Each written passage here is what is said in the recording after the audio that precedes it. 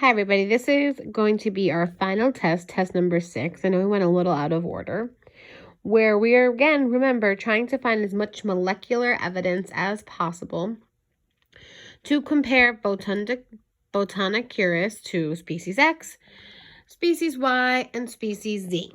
Again, that's the whole goal of this lab, is to figure out which species is most similar to Botanicurus so we can find which other species will produce Curo. So we're going to do a procedure today called Gel Electrophoresis.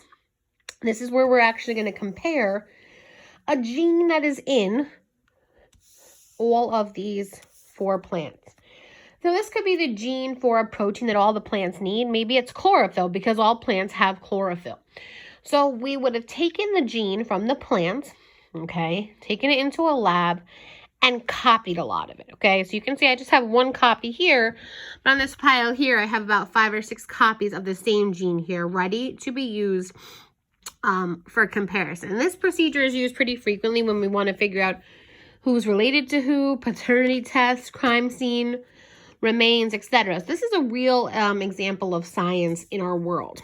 So, and we will go into a lot more detail with this as we talk about gene technology in the next unit. So it's just a quick little preview.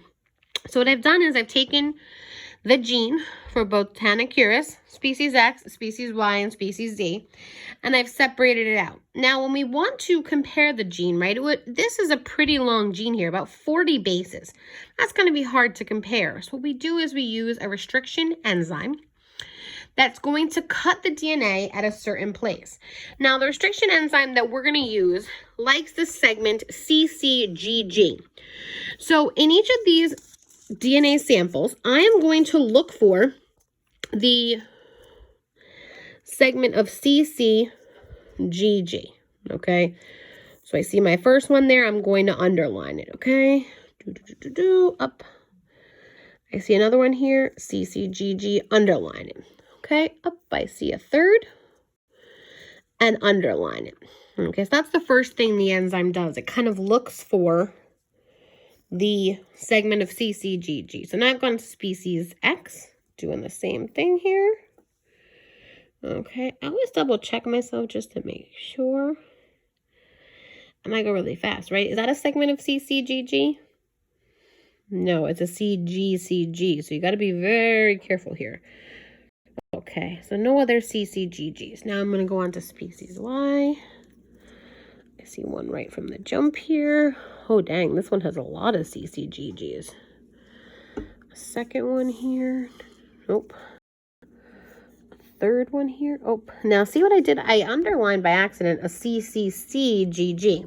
So I have to erase it. Because again, restriction enzymes, like all their enzymes, are very specific about where they work. They won't work if there's 1 letter difference, okay? So enzymes like things very specific. If you remember, they're only going to attach to 1 substrate. And that's the same with this restriction enzyme. Restriction enzymes, especially this one, only look for a segment of CCGG. If you have 1 C and 2 Gs, no way. It's not loving it. Oh, sorry, that was dumb. Okay, cool.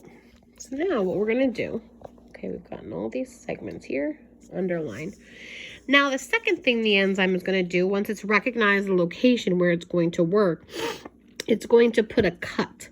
And it's going to put a cut, kind of like an attachment point between the C and the G of each segment it's underlined. So I'm going to put a little line here for myself that tells me kind of like where the restriction enzyme would work in each of these segments. And I do this pretty quickly, so I apologize. In the lab, when you do this, and I've only ever done this a couple times in a like advanced lab, right? This will happen pretty automatically, right? Cuts G here, and I always double check myself as I'm going through, like making sure, like, am I really right here?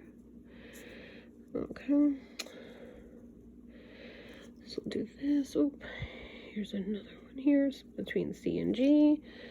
Another one between C and G. Okay. So the next thing I would do is I would take my DNA and I would cut it into pieces. So I've actually already cut the segments for each of these species. So here are the 4 pieces that I cut my species Botanicurus in, okay?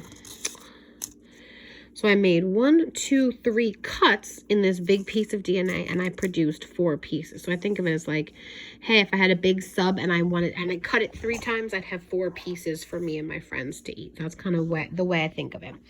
Species X, okay, I have 2 cuts. So I should have how many pieces? Let's see. So 2 cuts. There's going to be piece number 1, okay, piece number 2, and piece number 3 here. Then I go on to species Y. Species Y, I have 1, 2, 3 cuts, so I should have how many pieces here? You got it. Let's see if we're right. 1 piece, 2, 3, and 4 pieces here, okay? So this whole chain, this long thin chain here, is broken down into 4 pieces of DNA by this restriction enzyme. Then the same thing with species Z has 1, 2, 3 cuts. So yes, I totally should have, how many pieces do you think? Good, 4. 1, 2, 3, and 4. Beautiful. Okay, so this would be nice if we just looked at it and were able to compare it, right? But this doesn't tell me much about the DNA sequence. It just says, oh, you got 4 pieces, you got 3 pieces, you got 2 pieces, right? So for comparison, we would take this DNA and we would inject it into this big, long gel. It's called a gel electrophoresis. And what it does is it compares the number of DNA bases in each of these genes, the genes for Botanicurus, species X, species Y, and species Z. And then it would be hooked up to electricity, and the pieces of DNA would move based on their size. Okay? Think about some other things that move based on size. What do you think is going to move more, the bigger pieces or the smaller pieces? Based on size. Great, right? The bigger pieces will probably move less than the smaller pieces, but let's see if we are right. Let's start with our almost extinct species, Botanicurus. The first segment of DNA has how many bases? A, T, T, C, C.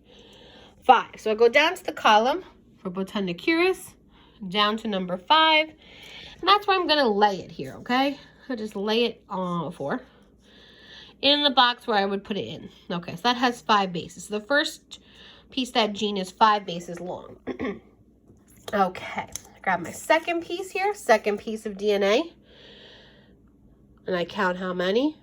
Hoping you're doing the same thing at home. Great, I agree with you. That is 9 bases, so I put that there. The third piece I grab, I count.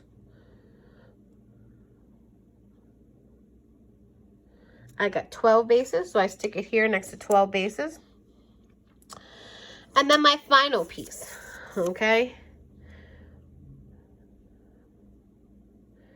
I agree with you, it is 11. So this long piece of DNA that we had a few minutes ago, by this help of this restriction enzyme, has broken down into 4 pieces of DNA that are 5, 9, 11, and 12 bases long. Cool. Now we're going to go to species X. Okay, species X looked like this humongously long piece of DNA. Now I have the first piece of DNA. Oh, that is a long one. Okay.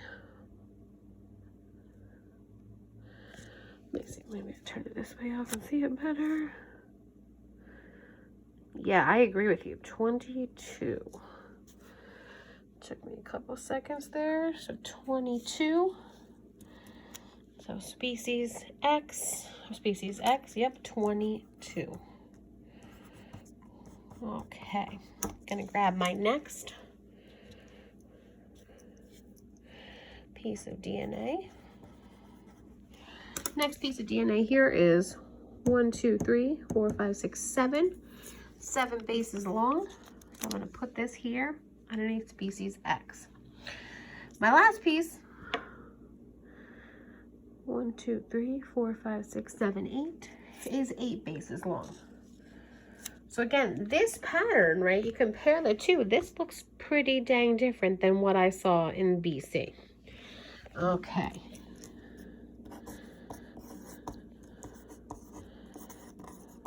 Again, and make sure you're writing down the number of bases. So just a quick recap. Botanicurus on slide 15 had bases that were 5, 9, and 11 DNA bases long. Species X, we had bases that were pieces that were 7, 8, and 22 bases long. Now we're on to Y. Okay, so Y has one piece of DNA that's, you got it, 3 bases long. Okay. Next one here. I'm gonna grab this guy here. Okay. Count it up. Now let's double check. Got 5 bases long. This one here.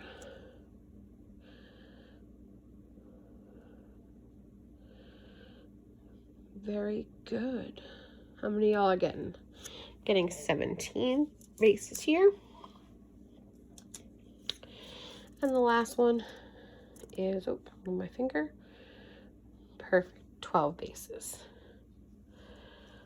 So now this is my pattern for Y. I have bases that are, pieces that are 3, 5, 12, and 17 bases long for species Y. So again, similar to Botanicurus, but not 100% exact yet. So let's try letter Z. Okay. First piece I grabbed. This is 11 bases long. Oh, I feel like I saw an 11 before. Okay. This one here. 12 bases long. Sounding pretty familiar here. 1, 2, 3, 4, 5, 6, 7, 8, 9. 9 bases long here. And finally, our last piece of DNA is 5 bases long. Okay, so now my entire strand of Z DNA has pieces of DNA that are 5, 9, 11, and 12 bases long. So if I look at that, that to me looks pretty similar. It's almost identical to Botanicurus, right? So if I'm looking at what to write in slide 15, right, these are the base sequences. 5, 9, 11, 12 DNA base sequences. For Botanicurus species X, we have a sequence that's 5, 8, and 22 bases long. For species Y, we have a sequence that is 3, 5, 17, and 12 bases long. And species Z, 5, 9, 11, and 12 bases long. You will add this to your data you already have, and hopefully we'll figure out which species is best to find us some cure-all.